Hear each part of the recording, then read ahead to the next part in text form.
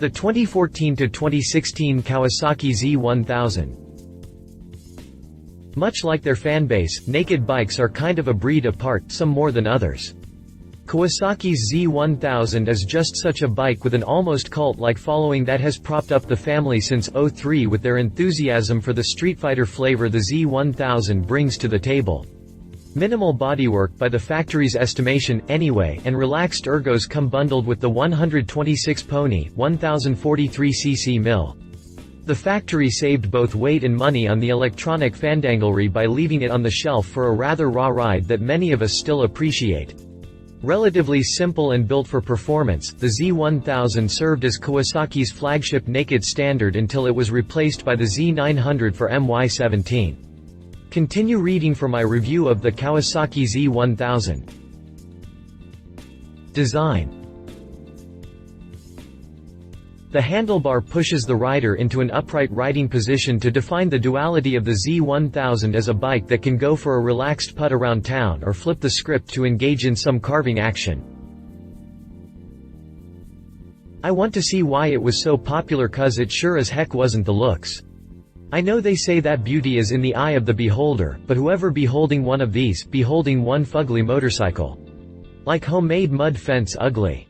That's right, sports fans, Kawi leads off with an alien, insectoid-looking headlight housing that sports 4 of those insanely bright LED headlights for great visibility and safety, but that isn't enough to redeem the visage of the Z1000. Seriously, I feel like I'm just waiting for the green Power Ranger to show up at any moment. From there, we move aft to the bikini fly screen that barely even provides adequate coverage for the instrumentation, let alone the pilot. Said instrumentation comes entirely digitized with an LCD display with speed, fuel status and the bottom 3000 revolutions per minute of the tachometer. The rest of the tach info is displayed on the lighted gauge above the LCD screen, and the scale runs from 4000 on up to the 10.5K redline braced by a trio of idiot lights for the rest of the common indicators. All very compact and neat, though I'm not particularly fond of the LCD screen, sunlight interaction myself, and would prefer to see a bit more of a fly screen hood over it.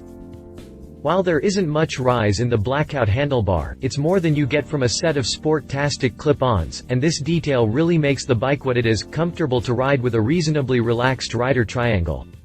Sure, the 32.1-inch seat height is about normal for sport bikes, as are the jockey foot pegs, but it's the handlebar that pushes the rider into an upright riding position to define the duality of the Z1000 as a bike that can go for a relaxed putt around town or flip the script to engage in some carving action.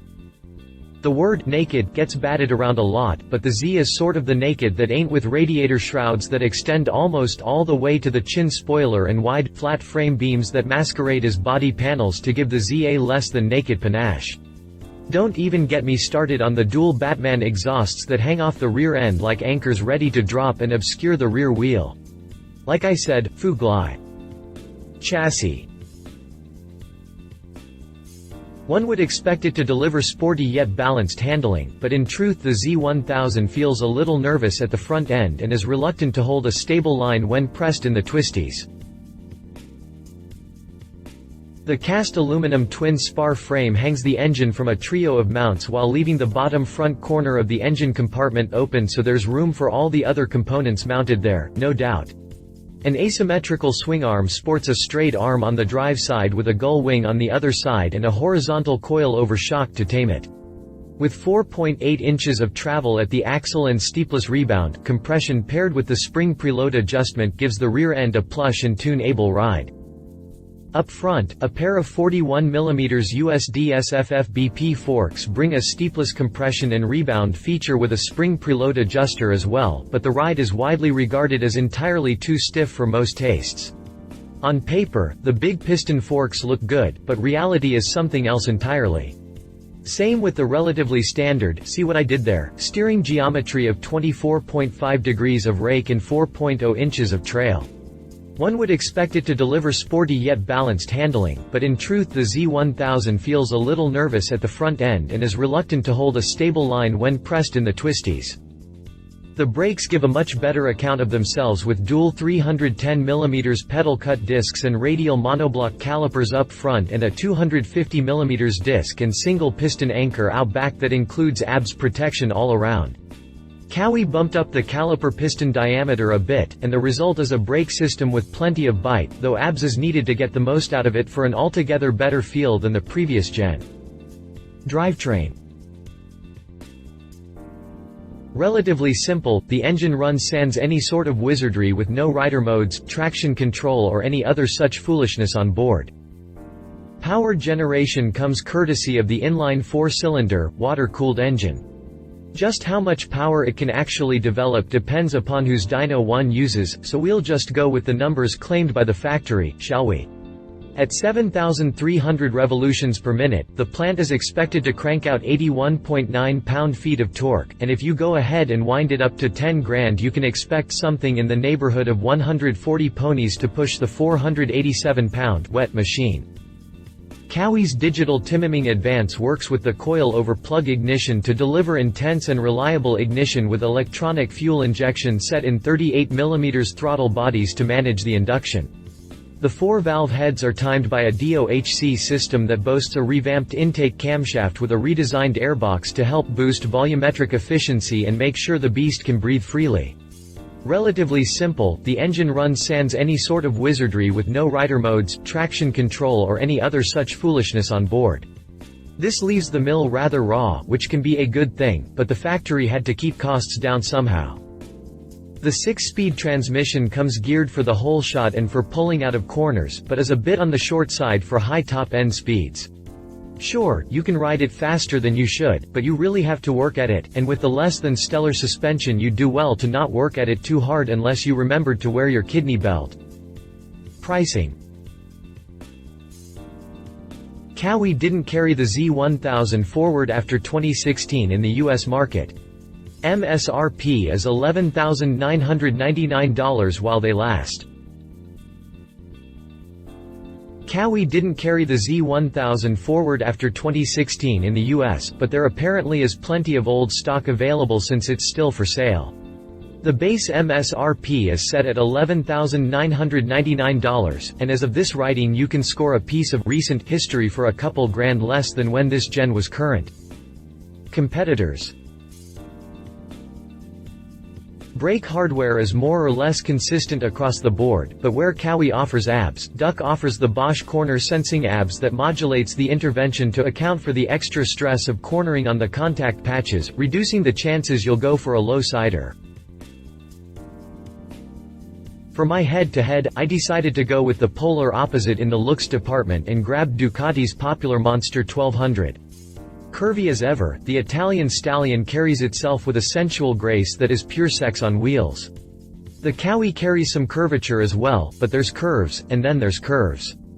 Ducati decided to be a bit more conservative with its headlight can, and it definitely lacks the almost comical look with which the Z1000 is cursed. Ducati built the Monster as more of what you might call a proper, naked standard, as the only sheet metal, plastic or whatever is in the fuel tank and fenders with just a splash at the chin cooler, all else is open to the world with little in the way of secrets. Bare. Minimal. Spartan even, just like a naked should be. As well engineered as the Z's frame is and as much as it contributes to the look of the bike, the Monster's trellis still comes out on top, aesthetically at least. The Monster's steering head pulls the forks into 23.3 degrees for 3.41 inches of trail and crisper handling than the Z with a set of fully adjustable, 43mm, inverted Kayaba forks. Duck gets another edge at the rear shock with a fully adjustable Sachs unit to tame the single-side aluminum swing arm. Brake hardware is more or less consistent across the board, but where Kawi offers ABS, Duck offers the Bosch corner sensing ABS that modulates the intervention to account for the extra stress of cornering on the contact patches, reducing the possibility that you will lose it if you brake a bit too hard in a turn. A 1198cc Testastretta L twin powers the Monster with 147 ponies and 91 pounds-o grunt under the management of an RBW throttle with traction and wheelie control features as part of the standard equipment package. In other words, those crazy eye ties put all that top-shelf yummy goodness on the Monster that Kawi left on the shelf. Naturally, this is reflected in the stickers. Ducati asks $14,995 for the Monster 1200, that's another $3,000 over the Z1000, and that difference is likely to make up for the lack of equipment that I suspect many naked bike fanboys could probably live without. He said. If I rode one for a month, I'm sure that I'd probably get over the looks maybe once I made friends with the performance, but as harsh as the stock suspension is, I don't know how friendly that could be. I ain't trying to get boxer's colic every time I go for a long ride, know what I'm saying? But the looks y'all, the looks. She said. My wife and fellow motorcycle rider, Alan Hinton, says, I've heard tall folks say the bike is too small for them.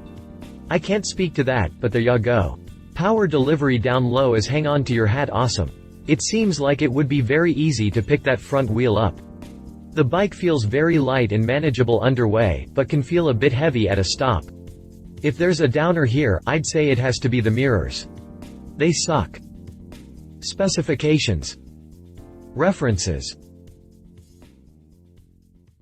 See our review of the Ducati Monster 1200. If you liked this video, please share your thoughts in the comments below and don't forget to hit the subscribe button.